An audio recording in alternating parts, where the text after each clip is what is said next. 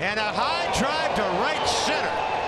See you later. Dominic Smith into double digits with a monster shot, his 10th of the year.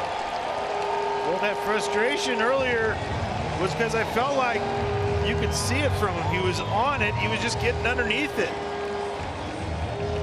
Not this one. Absolute bullet. 105 off the bat. The facing. 419 feet for Dom Smith. Yet another extra base hit for him. Oh, and Grandal did not like the way Dominic Smith watched that home run. They had words when Dom got home. There we go, boys. And, Clevenger as well, maybe. Here come the bullpens.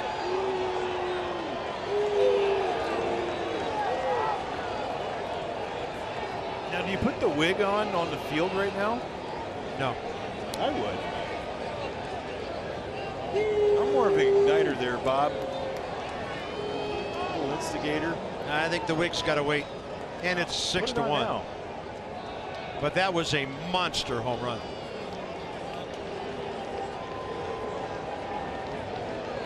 Well, both rosters on full display here with 2 outs in the 9th. Carter Kieboom is next.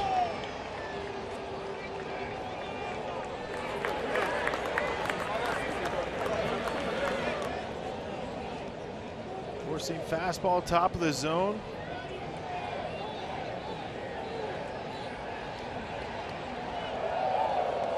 He didn't take a look at Clevenger.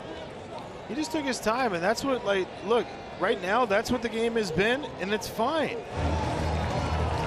I mean, I just don't understand. Everyone gets their feelings hurt on anything and everything. Yeah, and I get Clevenger's side.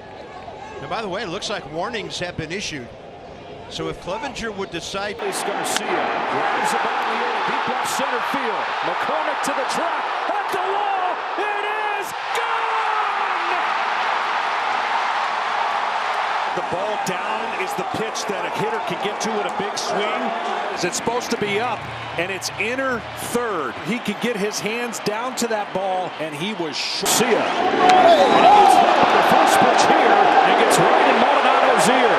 The benches are clearing in the American League Championship Series. Everybody doing their very best to keep their cool, but Garcia's losing his. Going right at Maldonado. Bullpens have emptied. Now, more important than ever right now that everybody keeps their cool, understanding the bigger picture of this series and this season. Well, you can understand why he's so hot. That's a 97-mile-per-hour fastball up near the shoulder, and a lot of it might have to do with how long he walked after he'd hit that home run. But you can understand why he's heated. Taking a look at a couple of swings, couple of takes from Laureano. How do you want to go about it? That one is smoked to left field, and that baby's gone. And Adrian Sampson is all over Laureano. Home plate umpire Sean Barber telling him to go back to the mound. Laureano watched it.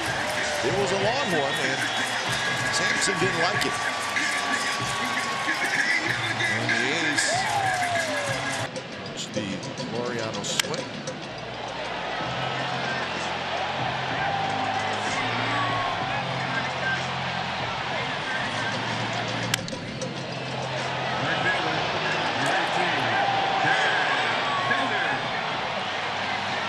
So that's what the disagreement is about.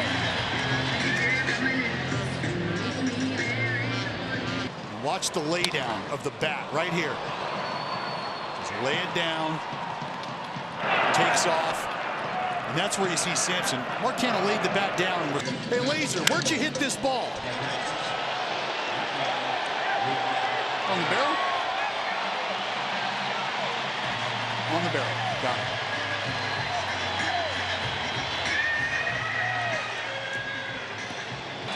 Struggle throwing a fastball for a strike. Might just try to get back in the count here. And that hits Laureano. Up and in. Laureano chirping. And here they cutting, folks. Heads up. Laureano going back to pick up his helmet as he had tossed his helmet a little bit. Bullpen getting in the action, and now they're all standing, mingling between home plate and the pitcher's mound.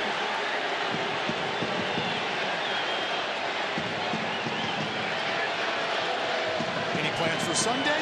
Maybe breakfast. You? We're going to catch a fireworks show after this.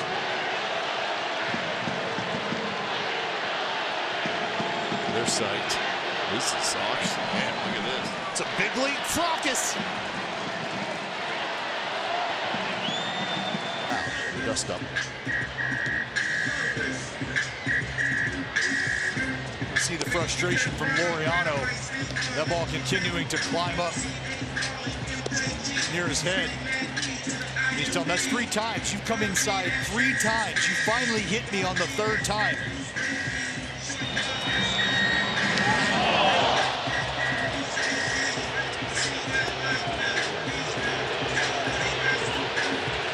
You know, and I've always, if I'm being completely honest. Carlos Gomez up in the 2 spot tonight. And he hits that one high and deep left center field, way back and gone. Carlos Gomez standing there watching the baseball. And now Freddie Freeman joins in with Paul Mahalam as they shout at Gomez around the bases. And Brian McCann, Mahalam, and Freddie Freeman very upset with Carlos Gomez. And check out McCann. Check this out. And McCann getting face to face with Gomez. He has not stepped on the plate yet. Now Reed Johnson comes out and lands a right cross to Gomez. And the bench is clearing in Atlanta. Now the bullpens are coming in. And meanwhile, Carlos Gomez still has not stepped on home plate. Nope, and Brian McCann did not allow him to get by him. I mean, it kind of got ugly very early. And Gomez didn't have the opportunity to step on home plate. He's going to have to do that at some point. Still trying to restrain Carlos Gomez.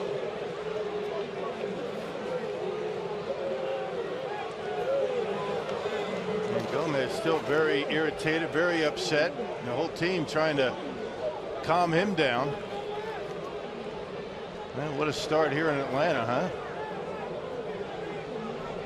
Well, it feels like if McCann and Gomez are let go at any point, it's going to start up again.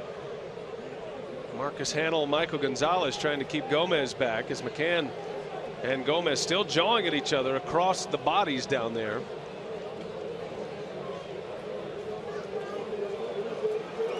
Spark is lit.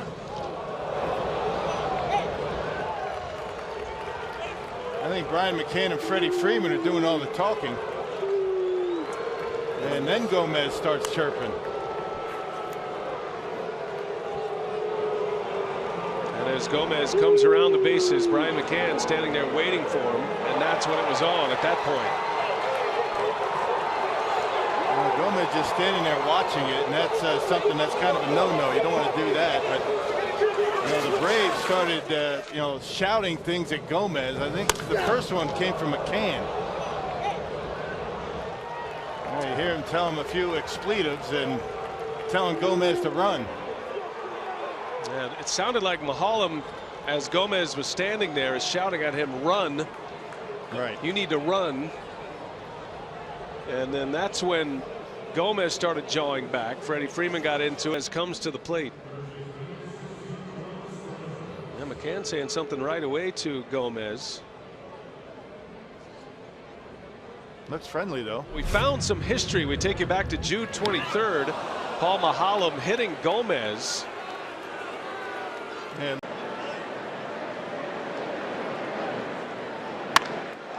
Contreras to right. Marquez watches it go. A basket shot. Number 16 for Contreras. Flowers Contreras now having some words here at home plate. I don't know what's going on. Something had to be said, and and now the Cubs are popping out of the dugout, and so are the Braves. Tehran didn't understand. I did not see what happened. I was watching Wilson. And not watching Tehran. The home plate umpire, John Tumpane, is literally pushing Tehran back from the third base line all the way back to the mound. I'm not sure what was said, but something was said around the plate. As soon as Contreras hit the home run, watching the replay, he turned around and said something to either the home plate umpire or the catcher, Flowers. It could be both. It could be a conversation that Contreras had with John Tumpane. Flowers said something along with that. Let's go back to the pitch before the home run. He thinks it's down. Maybe Flowers decided to get in the middle of that conversation, saying, come on, Wilson, that's a good pitch, and that's not his place. If the guy wants to have a little beef with the umpire, then let him have his beef. So that might have been it. Driven to right, and that's big trouble. Into the well goes Markakis. It is gone. 1-0 Chicago. Tehran tried to quick pitch him, and Contreras was ready. Oh, and Tyler Flowers and Contreras. Tyler having to be headed off by the umpire. Here come the players. Contreras and Tumpane. And I think now it's Flowers. Flo wants him. John Tumpane is warning everybody. Julio Tehran talking with Contreras as he went around the bases. And here we go in Chicago. Something about what Contreras did after the homer. I've never seen Tyler Flowers take his mask off. Contreras now pointing at Julio Tehran, who has to be restrained by Ozzie Albies and Johan Camargo. And Contreras was really pointing toward the Braves dugout as he made his way around the bases after his solo homer the other way. So let the kids play. All right, you're going to let them play. This is what you get. Oh, yeah. I exactly see why Tyler was mad. Chip, he's lucky he didn't get decked. Yeah, he didn't dog it. He ran hard.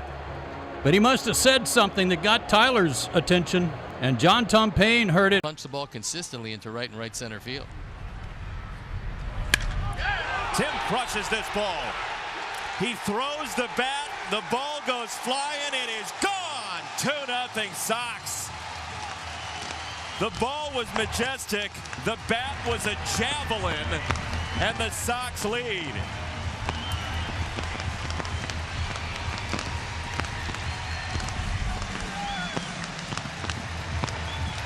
That's home run number 4. He's driven in 12. The Sox have a 2-run lead, and Tim Anderson up bomb. That's a high fastball. He gets every bit of it, throws the bat away.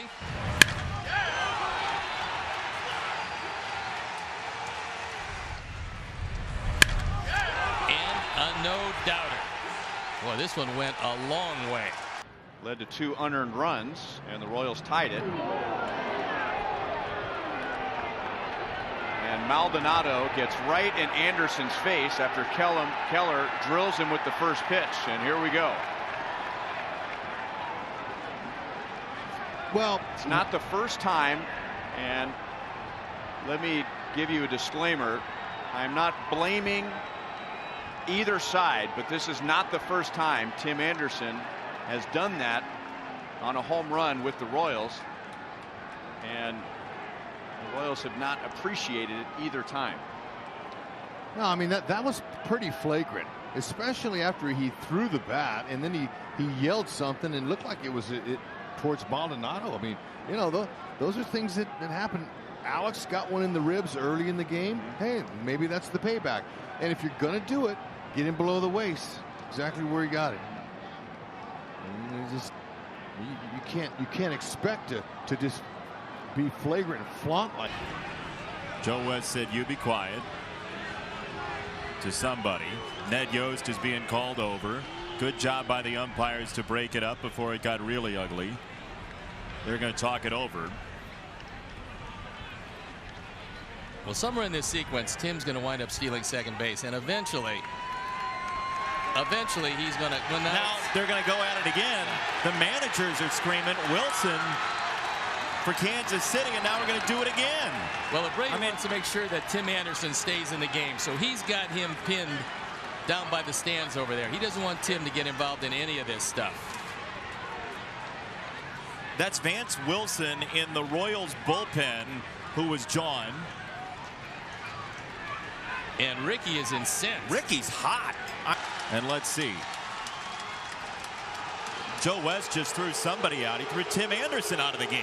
I don't know about that. I mean, he just got hit by a pitch from the Royals starting pitcher. They're going to send Keller out of here. Why would Tim get thrown out? Well, that's what. What Ricky, do you do? Well, that's what Ricky wants to know. So you're going to stand there and take a projectile in the rear end and get thrown out of the game for it? That's insane. It's just wrong. You're getting thrown at. You're in danger. Of course you're going to be mad. That's ridiculous. I'm not sure why Joe decided to insert himself. Yeah, I know. In the Tim Anderson situation, because Tim. It all calmed down, and then he threw him out just to do it after everybody was calmed down. Come on. Well, Tim was not the inciter here. No. Jose. Reliever Tom Niedenfuhr faces George Foster with the bases loaded, and Foster rips a grand slam home run, the 13th of his career. He's tops among active National Leaguers. It's his 5th home run of the season, 3 coming in his last 2 games against the Dodgers. Foster with 40 career home runs against Los Angeles, giving the Mets a 7-1 lead, a 6-run inning. The next pitch after Foster's grand slam would hit Ray Knight on the elbow. The fastball tailed in from Tom Niedenfuhr. Knight charged the mound, and a bench-clearing brawl ensued. Ray Knight and Tom Niedenfuhr are at the bottom of the pile. Nobody was ejected, and apparently nobody hurt. Another look at Knight being hit by the pitch and then charging against Tom Niedenfuhr. Niedenfuhr has allowed 6 home runs in 27 innings of work. Foster had struck out his previous 2 at-bats in the game. He connected for a grand slam, and then Knight was hit with the very next pitch. Both teams were then warned. No more knockdowns. Manager Tom Lasorda arguing with umpire Frank Pulley. 7-1, the Mets lead at the end of 6 innings.